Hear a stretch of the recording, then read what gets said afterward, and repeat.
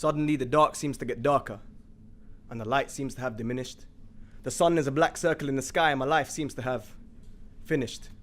The atmosphere is gruesome, my body begins to seethe. I can't help myself, I can't begin to breathe. I realize as I stand before a pit of fire so deep that I've awoken elsewhere from where I chose to sleep. My ears consumed by screams of agony and despair, my eyes witnessing an ocean of nightmares, and I finally speak. I don't deserve this, it's unfair, but the angel behind me responds, it was your sins that brought you here. Despite all the signs we sent down for you to be aware, you defied them in the verses in the book so clear. Didn't care about the afterlife, only worldly affairs, so don't you dare declare for your well-being and welfare. My body shivers in fear. I can't keep my hands steady. If I wasn't dead, my heart would have exploded already. You see, I muster up the remainder of courage and turn around swiftly as I speak to the angel of punishment directly, and I say, but I thought I would wake up to gardens, rich with verdancy, roses the colour of burgundy with a feeling of fervency, so please do me the courtesy and explain this absurdity. I don't want to abide by this fire for all eternity. And the angel responds with the most deafening tone, his voice capable of shattering every single bone. He says, "Oh, son of Adam, you were given opportunities, but your actions reflected lunacy. You committed mutiny. And then you walked the earth prudently as if you were quite immunity from the fire, presumably, but didn't realize your truancy." And I begin to wail at the top of my lungs, "Please explain to me exactly what it is I have done. Why has my reckoning begun under this black sun when I believed in the being that created everyone?"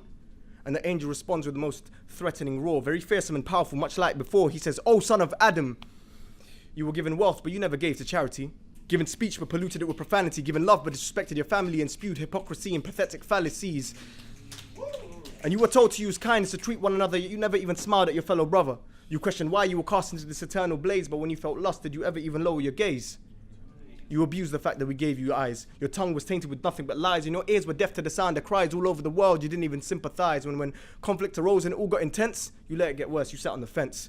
You were sent down with faith to be humanity's defense, yet you stood silent and watched the oppression commence. Oh, and did we not assign to you 5 appointments a day? So you called yourself a Muslim, but did you even pray? The prayers which are there to keep you from going astray, yet now you sit here for eternity with this fire as you stay. At this point, every cell in my body begins panicking like never before, yet I'm paralyzed like a mannequin stuck to the floor. I'm trying to escape this fate. I can't see any doors because the darkness shrouds any windows and doors. Why did I treat my religion like it was a chore? Something I abhorred, instead it was sin that I adored. I chose God as an enemy in this unwinnable war, and it led me here to hear this pit of fire roar. But still, I attempt to plea. It was Satan the one that tempted me. See, I tried to follow the rules attentively, but he misled me deceptively. So why has my Lord not then exempted me? And the angel casts a most disapproving look. He stops reading out my sins. And he shuts his book. As he turns to put the book back on its shelf, a voice from the distance says, "Oh, but Mr. Angel, I can speak for myself." Now every syllable slithers out of Satan's mouth like a snake as he says, "Why did you blame me for your mistakes?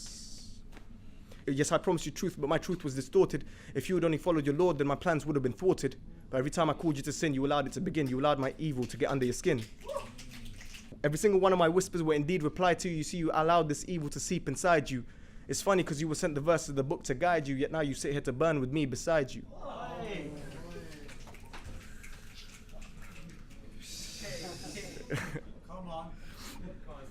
At this point, I realize I have no evidence against the devil. I'm completely cheated. I have no strength left to argue. I'm utterly defeated. I take one last look at the sun that emits no light. I see the angels around me sharpening their scythes. I see Satan smile as he succeeded with his schemes. As it seems I'm about to join this choir of painful screams. But wake up and it's all a dream. I run to the window to see the sun glisten and gleam. Screams of terror replaced with children running for ice cream, and I seem to snatch this moment at first glance. I'm free from death's dance. I've been given a second chance to enhance my status in the next world in advance. So I'm here to fight evil with a defiant stance. See, I don't care if I fail in this life as long as I'm a success in the next. I'll say it with my chest. I'm here to arrest the devil with this holy vest. Stay blessed as I call shaitan stress and leave evil under me like an armrest. And I confess when I address the people that I'm scattered just like the rest. I know this life is the absolute test. I'm not sinless, my brothers. I'm just trying to I'm just trying to sin less.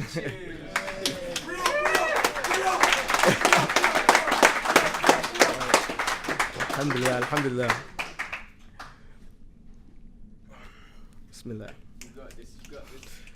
So I'm just trying to prepare for the day that he expands the grand plan. He who created man, خلق الإنسان, when he rolls up the lands in his hands and calls every single woman and man to stand with every strand and gland that they had from birth. You leave the dunya, but your deeds follow you from earth. Your wealth in this world doesn't determine your worth, only the sins that you've committed. But those that submitted will be acquitted because they benefited from what he permitted. So please go into prayer and have your sins admitted. I'm not trying to say don't enjoy yourselves, but we consume this life for too much fun. I've got brothers who are revising for exams, but their tests have begun. You can't run from the one that created the sun. Trying to fight Allah is like trying to shoot the moon down with a toy gun. So all I ask is that we make amends and prepare well before the end. And I intend to find my way there and ascend. And inshallah, I will see you there too, my friends. Assalamu alaikum.